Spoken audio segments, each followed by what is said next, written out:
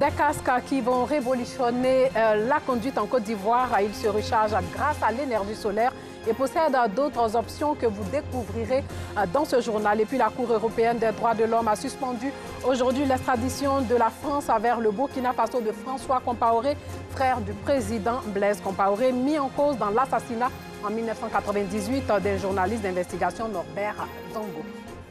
Bonsoir et bienvenue dans le journal. Sachez une centaine de femmes de la commune d'Abobo apprennent à lire et à écrire, ce qui va leur permettre de booster leur activité respective. C'est une initiative de la Caisse nationale de prévoyance sociale et du collectif des associations pour l'autonomisation de la femme. Le reportage d'Anicette Conan. Sensibiliser la femme analphabète exerçant dans le domaine informel afin de mieux gérer son potentiel. C'est cette thématique qui a rassemblé mardi 3 août dernier plusieurs femmes à la mairie d'Abobo. Une initiative de la CNPS, Caisse nationale de prévoyance sociale, en collaboration avec le collectif des associations engagées pour l'autonomisation de la femme à Abobo. Occasion pour la Caisse nationale de prévoyance sociale de mettre l'accent sur la prise en charge de ces femmes exerçant dans le secteur informel. Il était important pour la CNPS de venir aux côtés de ces femmes-là pour apporter son soutien et leur dire que la CNPS est toujours aux côtés de ceux qui veulent bien avoir une sécurité sociale. Avant, la CNPS, c'était seulement que pour les fonctionnaires du privé. Il y a une grande population qui n'est pas couverte. Alors la CNPS a lancé ce nouveau produit pour pouvoir prendre en compte tout le monde. Toutes choses que les participantes accueillent avec joie. Tout d'abord, il faut savoir lire et écrire. Parce que tu ne sais pas lire et écrire. Bon, en Afrique, ici, c'est l'oratoire. On va finir de t'expliquer, on va te donner des brochures. Tu risques de mettre ça à la poubelle. La base, c'est l'alphabétisation. L'émergence, c'est l'alphabétisation. Vous savez qu'alphabétiser une femme, c'est alphabétiser une nation. Au-delà de l'instruction, ce projet, piloté par la CNPS et le collectif des associations engagées pour l'alphabétisation et l'autonomisation de la femme dans la commune d'Abobo, vise à leur faire comprendre le bien fondé de souscrire à une assurance pour leur sécurité sociale. Un mot de religion, la communauté musulmane de la Riviera Golfe dans la commune de Cocody rend hommage au Cheikh Tidiane Ba décédé en 2001. Cheikh Tidiane Ba est le premier imam de la grande mosquée de la Riviera Golfe. Témoignage. Grande mosquée de la Riviera Golfe dans la commune de Cocody. Fidèles musulmans, guides religieux et prédicateurs regroupés sous ce chapiteau pour rendre hommage à Cheikh Tidiane Ba, premier imam de la dite mosquée. Premier membre fondateur du COSIM, Conseil supérieur des imams des mosquées et des affaires islamiques. Il fut nommé Moufti de la communauté musulmane en Côte d'Ivoire, qui s'assemble, se ressemble. Le cheikh Aïm Bakari Fofana, l'imam Mohamed Lamine Kaba et le grand maître lui-même formaient un trio magique. Décédé en 2001, il fut l'un des premiers intellectuels et guides de la communauté musulmane en Côte d'Ivoire. Il est resté dans notre conscience un modèle de communicateur du message de l'islam par la sagesse et la bonne exhortation, amener les cadres, les étudiants, les élèves à connaître le vrai visage de l'islam, s'accrocher à la foi, trouver des réponses aux questions qui préoccupent les uns et les autres. Un hommage ponctué par un panel sur la vie et les œuvres de l'homme.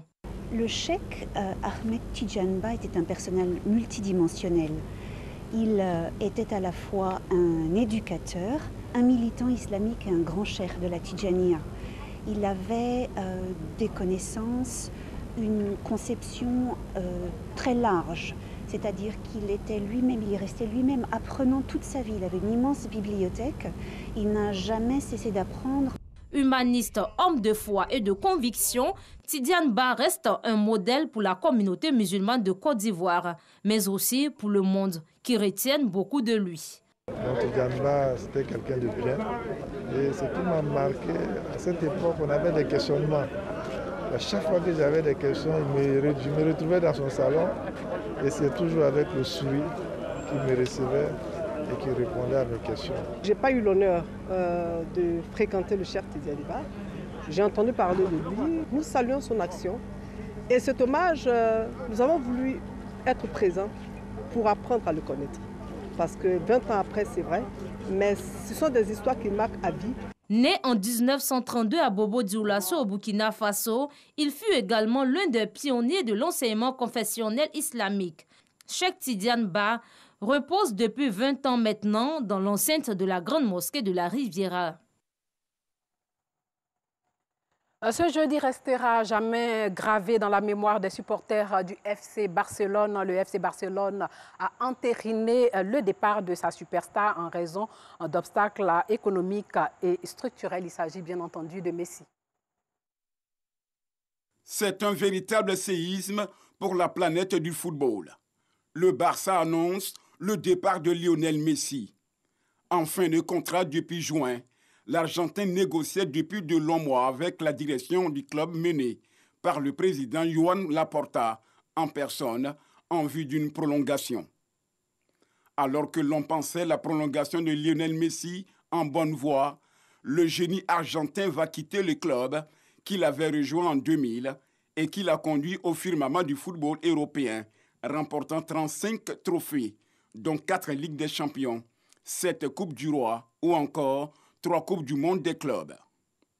Mais il faudra désormais s'habituer à voir Lionel Messi évoluer sous d'autres couleurs que le maillot blaugrana, peut-être à Manchester City où l'attend son ancien mentor, l'entraîneur catalan Pep Guardiola, ou encore le Paris Saint-Germain qui n'a jamais caché qu'il rêvait d'accueillir Léo, 6 fois Ballon d'Or. Reste à connaître sa destination et les clubs pouvant l'accueillir, lui et son salaire mirobolant de plusieurs dizaines de millions d'euros par an, ne sont pas légion. Manchester City et ses riches propriétaires émiriens ou le Paris Saint-Germain, propriétaire du fonds qatarien, en font partie. Hors de chez nous, sachez que la Cour européenne des droits de l'homme a suspendu aujourd'hui l'extradition de la France vers le Burkina Faso de François Compaoré, frère du président Blaise Compaoré, mis en cause dans l'assassinat en 1998 d'un journaliste d'investigation, Norbert Zongo. La Cour a décidé d'indiquer au gouvernement français, en vertu de l'article 39 du règlement de la CEDH qui régit les mesures provisoires, que François Compaoré ne devrait pas être extradé vers le Burkina Faso pendant la durée de la procédure devant la Cour. Il avait été saisi par les avocats du requérant après la validation en vendredi dernier de l'extradition par le Conseil d'État français. Les mesures provisoires de la Cour ne s'appliquent que lorsqu'il y a un risque imminent de dommages irréparables. C'est ce qu'a souligné qu'elle ne présage pas de ces décisions ultérieures sur la recevabilité ou sur le fond des affaires en question. Journaliste d'investigation reconnu, Edibert Zongo, 49 ans, avait été assassiné le 13 décembre 1998 lorsqu'il enquêtait sur le meurtre du chauffeur de François Compaoré. Sa mort avait provoqué une profonde crise politique au Burkina Faso. Sachez qu'à Djibouti, le désert abrite de mystérieuses gravures préhistoriques. À Bourma, au nord de Djibouti, est l'un des plus importants sites d'art rupestre de la Corne de l'Afrique, une région à l'immense patrimoine archéologique connue pour être le berceau de l'humanité.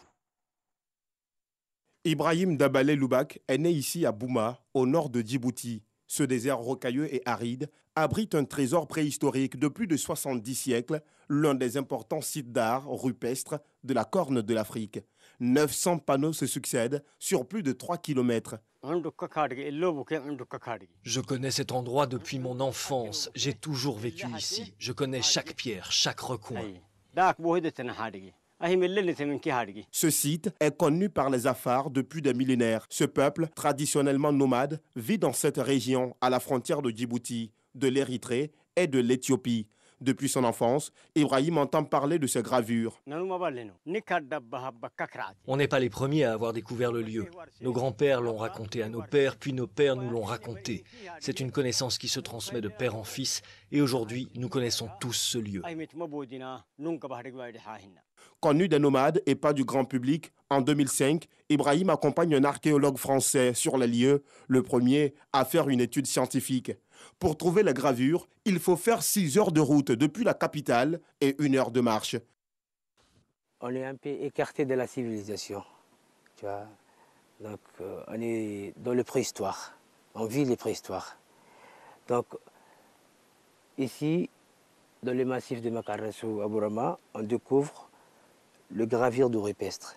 Certains gravures de rupestre, ça date depuis 6000 ans avant notre ère, par exemple. Ça. Les dessins représentent des chasseurs, des girafes, des tortues ou encore des bœufs. Non, non. Aujourd'hui, c'est la cimetière pour ça, on peut dire, parce qu'on en a plus. Donc, à l'époque, ils vivaient ici, ce genre d'animaux. Des animaux qui n'existent plus à Djibouti, aujourd'hui où le climat s'est réchauffé il y a plusieurs milliers d'années. Préserver ce site archéologique est primordial, mais les systèmes de protection sont quasi inexistants. Le site est très peu visité par les touristes, trop difficile d'accès. Le seul gardien est Ibrahim, payé par le gouvernement djiboutien pour que personne ne vole ses blocs. Comme annoncé dans les titres, des casques qui vont révolutionner la conduite en Côte d'Ivoire, des casques solaires pour sécuriser aussi les motocyclistes. Une idée de deux inventeurs ivoiriens qui espèrent nouer des partenariats en vue de vulgariser ces casques. Comment fonctionnent ces casques? Combien coûtent-ils? Et pourquoi des casques solaires? La réponse dans ce reportage de Colette Ilboudo, commenté par Joël Gossi.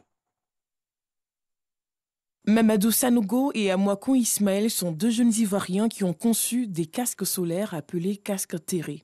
Cette innovation va peut-être sauver la vie de nombreux motocyclistes. Avec un panneau solaire, un ventilateur, Bluetooth, micro et un port USB intégré au casque, ces casques vont révolutionner la conduite des engins motorisés. Au niveau du casque terré, nous avons la possibilité d'écouter la musique, nous avons la possibilité de répondre aux appels. Mais la fonction que nous conseillons aux motocyclistes, de stationner d'abord avant de décrocher ces appels téléphoniques. Nous travaillons sur un système qui n'est pas encore actif, une intelligence artificielle, la voie terrée, qui va rappeler à chaque fois au motocycliste de stationner sa moto avant de décrocher ces appels téléphoniques. C'est en voyant certains motards prendre des risques avec leur smartphone au guidon que ces deux inventeurs ivoiriens ont eu l'idée de créer ces casques. À moto, il suffit d'une seconde d'inattention pour que la vie du conducteur soit chamboulée. Généralement, le motocycliste est obligé de libérer sa main pour porter le micro vers sa bouche pour communiquer pendant qu'il conduit. Et ça, ce n'est pas prudent. Ça peut créer un accident. Lorsque M. Sanogo Mamadou porte ce casque, lorsqu'il est en circulation, ses mains sont sur le volant. Il a une visibilité claire de la route, donc il est concentré. Et là, ça lui permet d'éviter les accidents. Ce dispositif révolutionnaire a déjà séduit plusieurs clients. Avec ce casque, je peux directement décrocher même sans sortir mon téléphone. Donc si je suis dans des points où l'insécurité y est, mon casque, je décroche, je communique tranquillement. Et s'il y a une cliente qui tarde à descendre de son immeuble et qu'elle me prend du temps, je peux aussi écouter de la musique en temps pour patienter. La batterie dure. Bon, depuis que j'ai acheté, chaque 3 jours, c'est là que je recharge. Voilà. Ça prend 3 jours avant de se décharger. Parce qu'il y a un truc solaire en haut là. Au fur et à mesure que tu conduis, le soleil charge en même temps la batterie du casque. Pour obtenir ce résultat, 3 ans de travaux ont été nécessaires. Nous travaillons depuis janvier 2018. Moi particulièrement, avec tous mes collègues, nous avons investi notre sueur, nos larmes. On a tout investi dans ce projet. On n'a pas encore compté. Mais avec l'unité de montage et de production que nous allons monter plus tard, nous aurons l'occasion de pouvoir chiffrer cela. Le casque terré est vendu actuellement à 25 000 francs CFA. Ce prix pourrait changer selon les deux inventeurs qui ont commencé à concevoir ces casques sur fonds propres. La vulgarisation des casques solaires a un coût, d'où la nécessité d'impliquer des partenaires à leur production. Le port de ces casques réduirait à coup sûr les accidents à moto. En 2018, près de 1000 cas d'accidents impliquant des motos à 2 ou 3 roues ont été enregistrés selon des statistiques du service de la voie publique de la préfecture de police de la ville de Bouaké. Une ville où les motos sont beaucoup utilisées. Voilà, c'est sur ces belles images que s'achève ce journal. Merci de l'avoir suivi. Portez-vous bien.